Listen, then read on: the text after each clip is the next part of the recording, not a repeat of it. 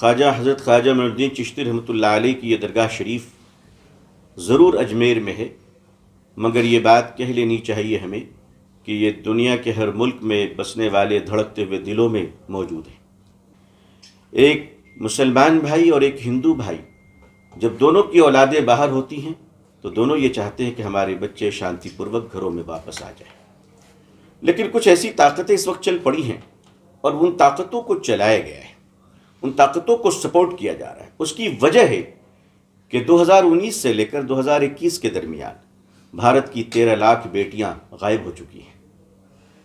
13 लाख बेटियां गायब हो चुकी हैं। वो बेटियां हैं किसी और प्रधानमंत्री को और यहाँ की सरकार को इस मुकदमे में अपना पक्ष भी रखना है। हम ये देखना चाहेंगे कि सरकार चादर भी भेजती है और क्या पक्ष रखती है, ये भी देखा जाएगा। ये देश देखेगा कि सरदार के दो रूप हैं या एक ही रूप है, और वो क्लेम करेंगे और क्लेम करना शुरू कर दिया है उनका कि हमारी बहुत सारे बुद्ध विहारों को तोड़ के मंदिर बनाए गए। फिर कल जैन खड़े होंगे और जैन, एक गुजरात के जैनिस्ट ने कह दिया है ये बात, तो लीगली भी हम हमारा जो बोर्ड है और हमारी जो लीगल कमेटी, ये अमल हमारे लिए, हम सब के लिए बहुत अफसोसनाक है। और India Muslim personal law board ने और इसके ज़िम्मेदारों ने यह फैसला किया कि हम यहाँ पर आएँ।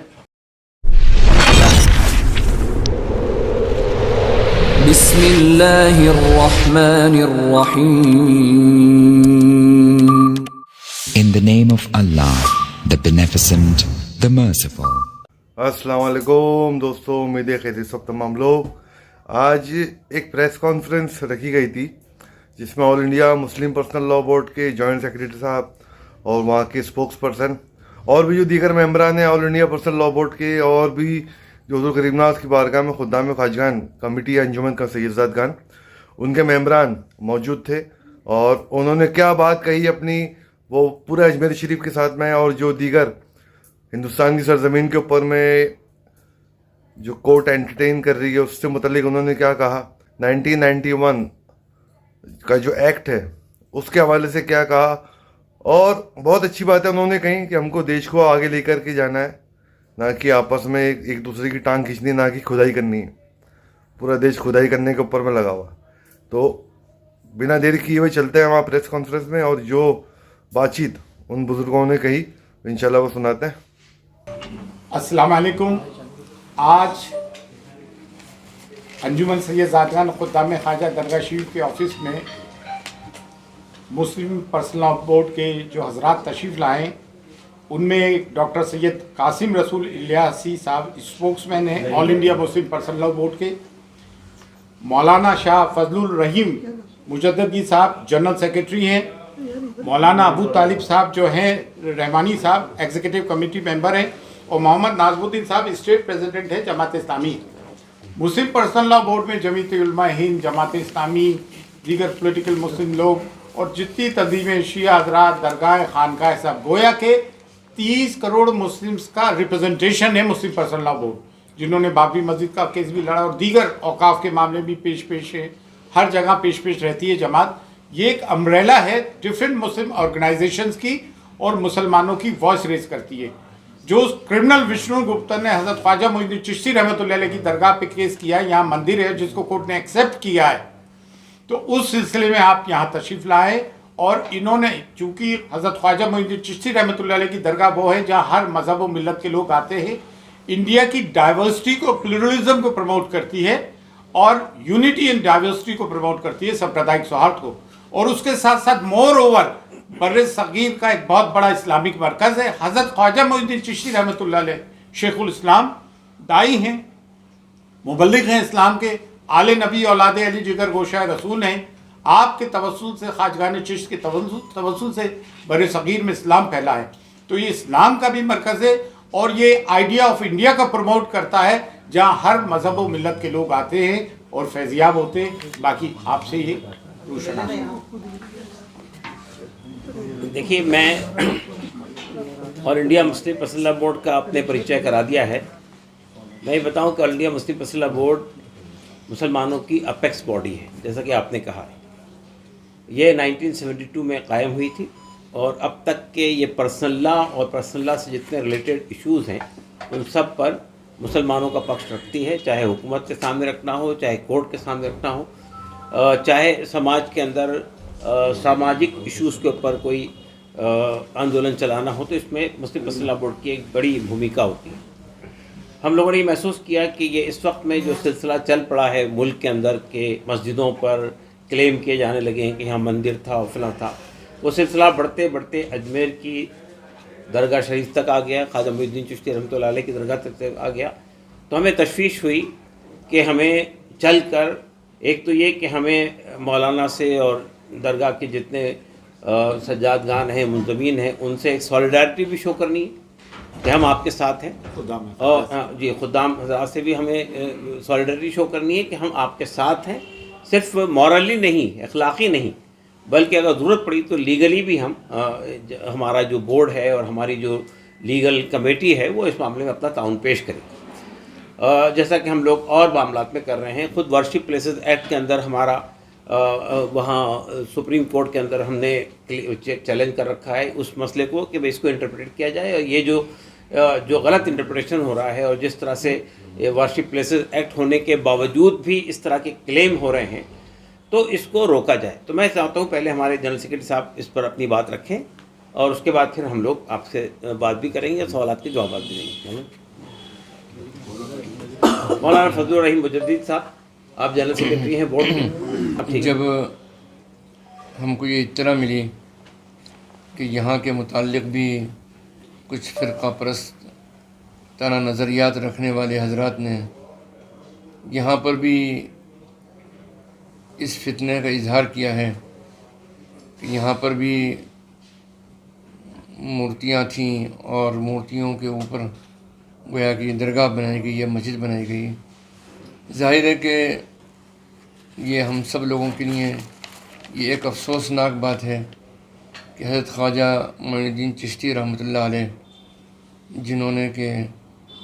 जिनकी बड़ी खिदमात हैं और अमलन इस मुल्क में मुसलमान और गैर मुस्लिम और हर धर्म के लोग यहाँ पर आते हैं और अपना इजहार अक़ीदत करते हैं, लेकिन बहैसियत एक मुस्लिम की हमारा मानना है कि ये ख्वाजा मोइनुद्दीन चिश्ती रहमतुल्लाह अलैह वो ज़ात गिरामी हैं जिन्होंने इस्लाम को बहैसियत एक अमन के, एक सच्चे दीन के इस मुल्क में फैलाया और उसकी सच्चाई को साबित किया अपने अमल से, और यही नतीजा है कि उन्होंने अमन और आस्ती का और जो चिराग जलाया इस मुल्क में और हिदायत का जो चिराग जलाया, उस चिराग को बुझाने की एक साजिश यहाँ पर रची जा रही है। मैं समझता हूँ कि ये एक सेकुलर कंट्री है और इस सेकुलर कंट्री में हम सब का, इस मुल्क में रहने वाले बाशिंदों का ये फ़र्ज़ है कि वो सब एक दूसरे का साथ दें इस मामले में कि इस मुल्क में अमन और शांति बाकी रहे और तमाम मज़ाहिब को के मानने वालों को उनके मज़हब पर अमल करने का जो है वो मौका मिलना चाहिए, और ये इस मुल्क का दस्तूर भी कहता है। और साथ ही साथ ये जो फितना रचा जा रहा है कि जिससे कि इस मुल्क का अमन व अमान ख़राब हो और हिंदू मुसलमानों में इंतशार पैदा हो, दूरियां पैदा हों, ये अमल हमारे लिए, हम सब के लिए बहुत अफसोसनाक है। और India Muslim personal law board ने और उसके ज़िम्मेदारों ने यह फ़ैसला किया कि हम यहाँ पर आएँ और हमारे मोहतरम जनाब सरवर चिश्ती साहब क़िबला और जमीय सज्जादगान और जो कमेटी के यहाँ के मेंबरान हैं, खुद्दाम खाजगान, इन सब से हमारी वाबस्तगी का इजहार करें कि हम आप चूँकि हक़ पर हैं, हम आपके साथ में हैं इस मामले में, और ये इस बात में हम जिस तरीक़े से कि इस मुल्क के बाशिंदे को आपका साथ देना चाहिए, हम इसी के साथ साथ बहैसियत एक मुसलमान के भी आपके साथ में हैं और इस सिलसिले के अंदर हम अमलन भी आपके साथ ताउन करने को तैयार हैं। और हम हुकूमत से भी इस बात का मुतालबा करते हैं कि वो इस तरह के नज़रियात रखने वालों के ऊपर रोक लगाए, इससे इस मुल्क की अमन और शांति को बड़ा ख़तरा लाहिक है और हुकूमत को कोई भी काम ऐसा नहीं करने देना चाहिए। हुकूमत की ज़िम्मेदारी है पूरी कि वो कोई भी ऐसा काम नहीं करने दे जिससे इस मुल्क में आदम एहतराम और किसी भी मज़हब के ख़िलाफ़ कोई बात पैदा हो और आदम एहतराम की कैफियत लोगों में पैदा हो, इस मुल्क का अमन और शांति गारत हो जाए। इस सिलसिले को रोकने के लिए यकीनन कोई ठोस कदम उठाना चाहिए। और मैं समझता हूँ कि सुप्रीम कोर्ट ने अभी जो रिसेंटली ऑर्डर पास किया है, उससे इस तरह की ताकतों को बड़ी ठेस पहुँची होगी। यकीनन उनके इरादे में कमज़ोरी आई होगी, लेकिन इंसान का जहन जब तक साफ़ नहीं होता, जब तक वो कोई भी गैर कानूनी काम, गैर महज़ब काम भी करने के लिए तैयार रहता है। हमें उन सबको इस बात की दावत देना चाहिए, और हम दावत देते हैं उनको कि इस मुल्क में कोई भी ऐसा काम नहीं करना चाहिए जिससे इस मुल्क का अमन व अमान ख़राब हो। इस मुल्क में, यह मुल्क जो एक सुपर पावर बन सकता है इस इंतशार के साथ में, इस बदअमनी के साथ में, तो क़यामत तक ये सुपर पावर नहीं बन सकता।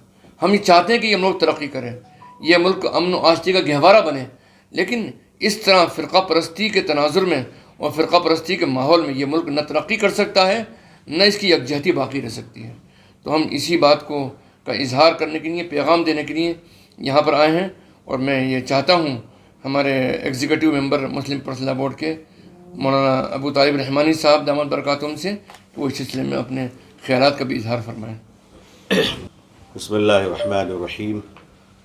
आस्ताना हिंदुल वली में आज all India Muslim personal law board का ये बहुत ही अहम एग्जीक्यूटिव डेलीगेशन हमारे जनरल सेक्रेटरी हज़रत मौलाना सैयद शाह फजलुर रहीम मुजद्दिदी साहब और हमारे नेशनल स्पोक्स पर्सन जनाब सैयद कासिम रसूल इलियास साहब की क़यादत में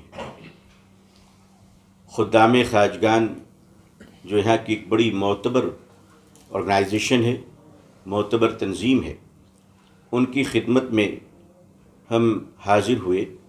हमारी हाज़री बाइस सादत है। यहाँ दुनिया के तमाम लोग आते जाते रहते हैं और आने जाने में वो खुशी महसूस करते हैं। ख्वाजा हज़रत ख्वाजा मोइनुद्दीन चिश्ती रहमतुल्लाह अलैह की ये दरगाह शरीफ ज़रूर अजमेर में है, मगर ये बात कह लेनी चाहिए हमें कि ये दुनिया के हर मुल्क में बसने वाले धड़कते हुए दिलों में मौजूद है। हमें बहुत अफसोस है कि बदनसीबी और हमारी बदकिस्मती ये कि 47 में इस मुल्क का बंटवारा हो गया, लेकिन उससे बड़ी अफसोस की बात यह है कि 2024 में कुछ लोग दिलों का बंटवारा कर रहे हैं।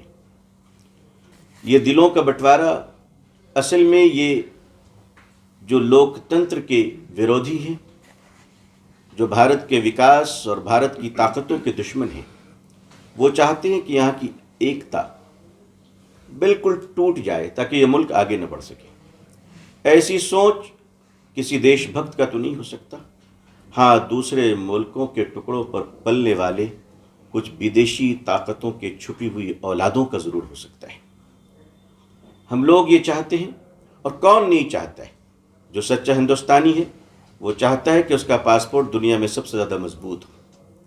जो सच्चा हिंदुस्तानी है वो चाहता है कि हमारी करेंसी डॉलर से भी ज़्यादा मजबूत हो।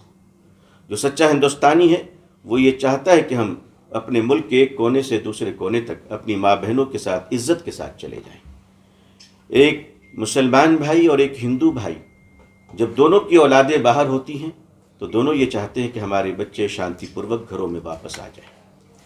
लेकिन कुछ ऐसी ताकतें इस वक्त चल पड़ी हैं और उन ताकतों को चलाया गया है, उन ताकतों को सपोर्ट किया जा रहा है। उसकी वजह है कि 2019 से लेकर 2021 के दरमियान भारत की 13 लाख बेटियां गायब हो चुकी हैं। 13 लाख बेटियां गायब हो चुकी हैं। वो बेटियां हैं, किसी की भी हो, वो छोटे की हो या बड़े की हो, मालदार की हो या गरीब की हो, हिंदू भाई की हो या मुसलमान भाई की, वो बेटियां हैं। वो 13 लाख बेटियां गायब हो चुकी हैं।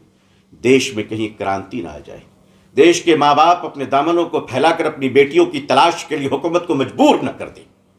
इसलिए देश के कुछ लोग हमें डायलूट कर कर बेटियों को तलाशने के बजाय ज़मीनें खोदने का मशवरा दे रहे हैं। ये देश उन लोगों का नहीं है जो आए और चले गए, राजा भी आए महाराजा भी आए। ये देश राजा महाराजाओं का न कभी था, न है, न रहेगा। ये देश सूफियों का है, संतों का है, प्यार करने वालों का है, माया करुणा दया करने वालों का है, क्षमा करने वालों का है।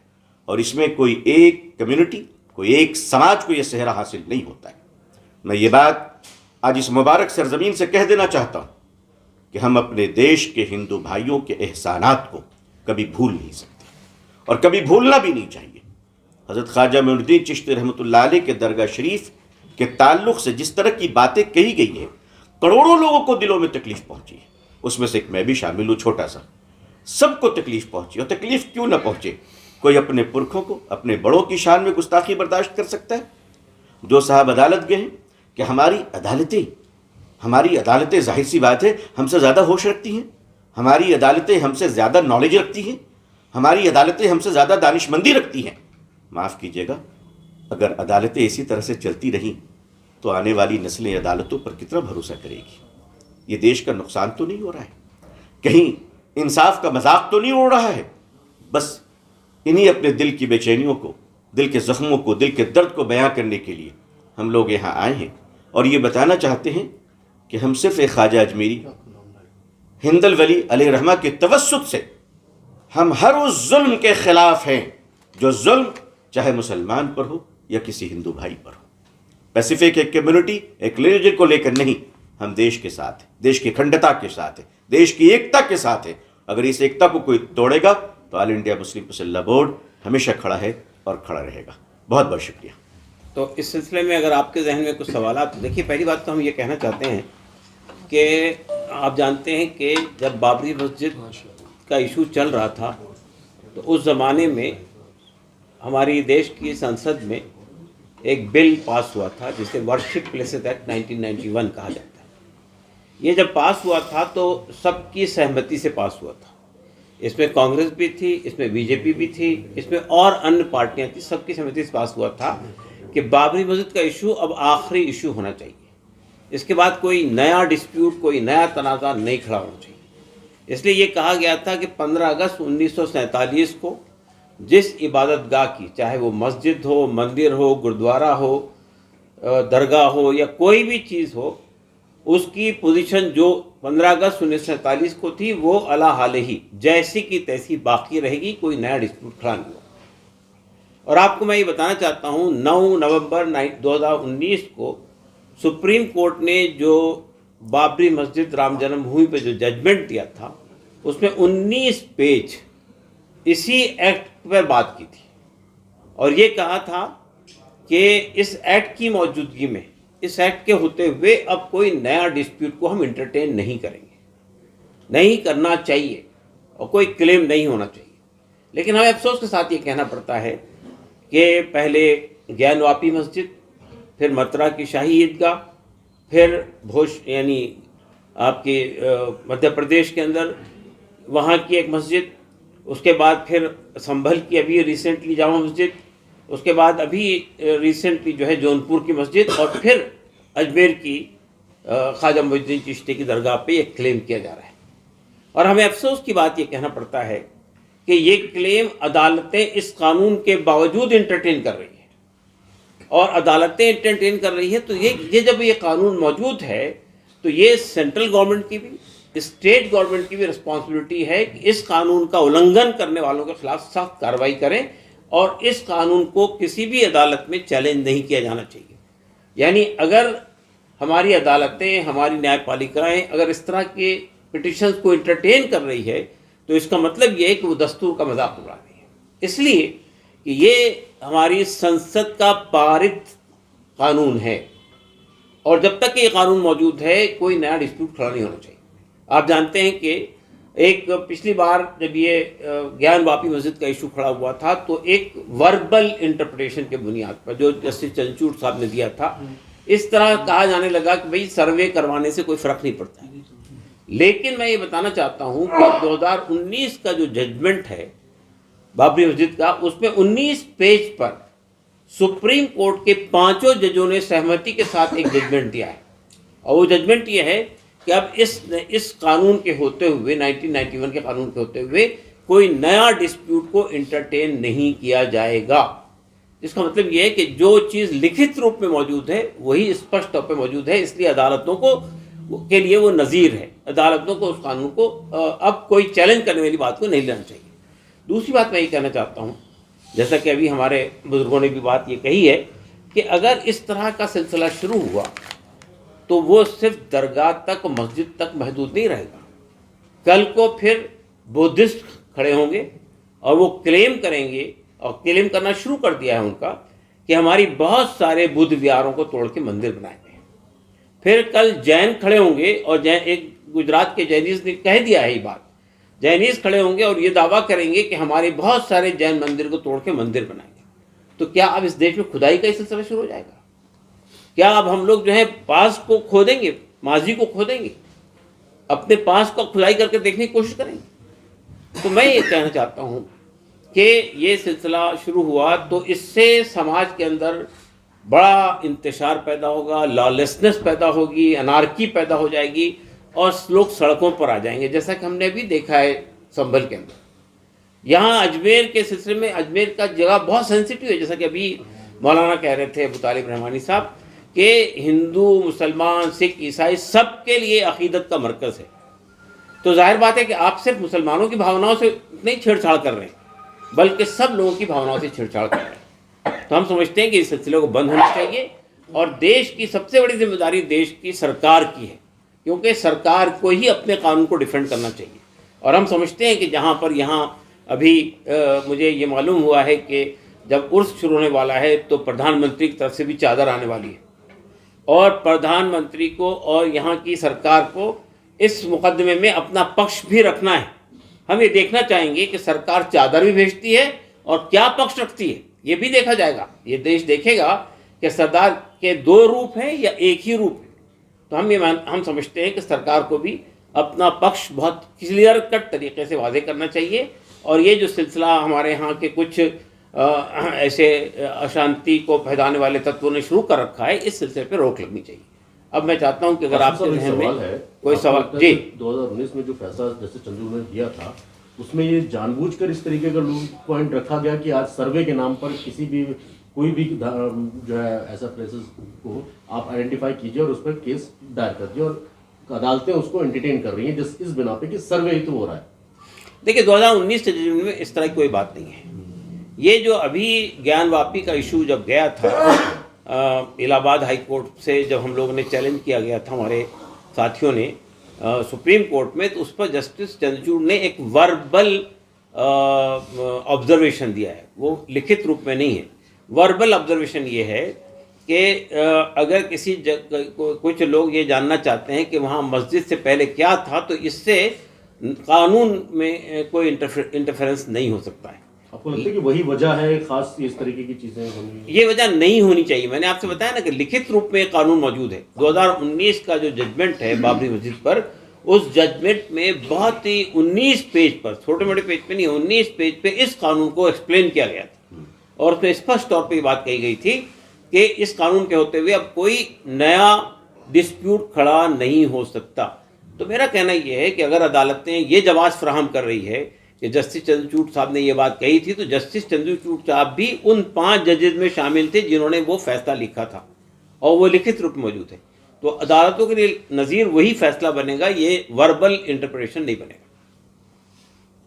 जौनपुर की मस्जिद का मामला है, उसके बाद संभल का भी मामला चल ही रहा है, उसकी रिपोर्ट भी तकरीबन तैयार हो गई है और बताया जा रहा है, लेकिन बीमारी का हवाला देकर भी वो सबमिट नहीं की गई। आपको लग रहा है कि पूरे मुल्क के अलग अलग राज्यों में जिस तरीके से मस्जिद, दरगाह या इस तरीके के धार्मिक स्थलों पर आपने हवाला दिया बहुत लोगों का कि वो भी कल को खरीद होते हैं, आपको लगता है कि इससे आने वाले दिन में इसके पीछे का मकसद क्या नज़र आ रहा है आप लोगों को? देखिए, हमारा मानना ये है कि अभी सुप्रीम कोर्ट में मौजूदा जो चीफ जस्टिस है, उन्होंने 12 तारीख को यानी कल इस पर फैसला यानी वो रखा है, गुफ्तगू रखी है। पिटिशन जो चैलेंज किए गए थे उन पिटिशन पर सुनवाई है। सभी पिटिशन पे या सिर्फ दरगाह वाले पे? नहीं, सभी पिटिशन, हाँ सभी पिटिशन पर सुनवाई है। ये पिटिशन नहीं, जो पिटिशन 1991 के एक्ट को इंटरप्रिटेशन के लिए रखे गए थे, उस पर सुनवाई है। और हमें यकीन है कि अदालत सही फैसला करेगी, इस कानून की सही परिभाषा करेगी और इन सब चीज़ों पर रोक लग जाएगी, जैसा कि उसने संभल की सर्वे रिपोर्ट पर रोक लगा रखी। ओके, बस। ठीक है, इट्स ओके। हाँ दोस्तों, अल्हम्दुलिल्लाह आपने सुना। आपकी राय कमेंट ज़रूर करके बताएं कि आपको कैसा लगा ये पूरी प्रेस कॉन्फ्रेंस। तो इंशाल्लाह बहुत जल्द अगले इन्फॉर्मेटिव वीडियो में भी करेंगे मुलाकात। गरीब नवाज की बारगाह की ज़ियारत की वीडियोस भी मैं डाल रहा हूँ और उसकी अपडेट भी अल्हम्दुलिल्लाह मैंने डाल रखी है मेरे चैनल पे, जाके देख सकते हो आप और भी वीडियोस। इंशाल्लाह बहुत जल्द मुलाकात करेंगे नेक्स्ट वीडियो में। जब तक के लिए अल्लाह हाफिज़, फ़ी अमान अल्लाह।